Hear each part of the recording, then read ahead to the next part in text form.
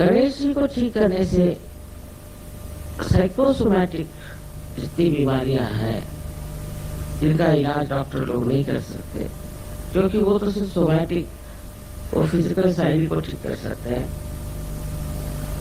तो वो उसके लिए श्री गणेश को ठीक करना है। अब ये बात जो लोग सहयोगी नहीं उनसे बताने की तो है नहीं। वो सोचेंगे ये क्या है, ये हाथी को पूज रहे हैं और ये गलत काम कर रहे हैं। पर वो एक प्रतीक माने एक सिंबल है, और ये जो प्रतीक होते हैं ये तब बनाए जाते हैं जब शब्दों में ये बताया नहीं जाता, न समझाया जाता, इसलिए प्रतीक बनाए जाते हैं। आज यही प्रतीक जो हम लोग जानते थे, एक लोग कहते हैं कि ये आपकी कल्पनाएं हैं और इस तरह से आप सोचते सोचते कल्पना में गहरे उतर गए और उसके बाद आपने वही सत्य मान लिया।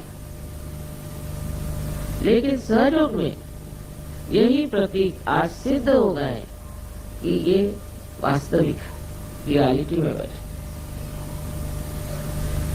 जो प्रतीक रूप थे उन्हीं का स्वरूप आज आपके सामने प्रत्यक्ष में आ गया कि ये सच्चाई है।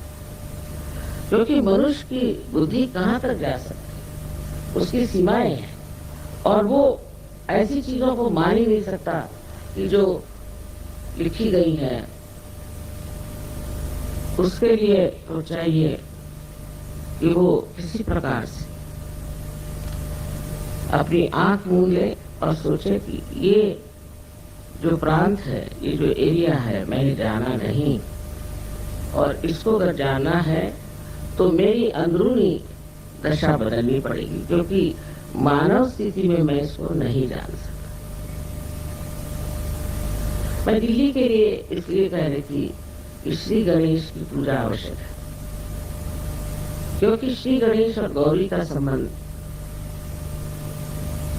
नितांत है, इटर्नल है, और जब तक यहाँ पर श्री गणेश की स्थापना नहीं तब तक यहाँ के जो प्रॉब्लम्स है, खासकर पॉलिटिकल प्रॉब्लम्स, वो ठीक नहीं हो सकते। उसके लिए ऐसे लोग चाहिए जो पवित्र है और जो बच्चों जैसे भोले। तो लोग कहेंगे बच्चों जैसे भोले लोग एडमिनिस्ट्रेशन नहीं कर सकते, बहुत से लोग ऐसा भी कहते हैं।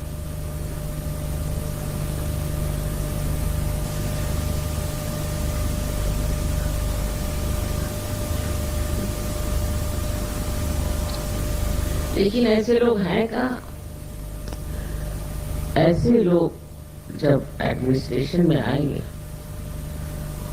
तो आपको पता होगा कि श्री गणेश जो है वो बुद्धिदायक तो है ही, लेकिन बुद्धि में वो सत विवेक बुद्धि बातें थे, माने जिसे विजडम कहते। सत असत क्या है ये वो करते थे,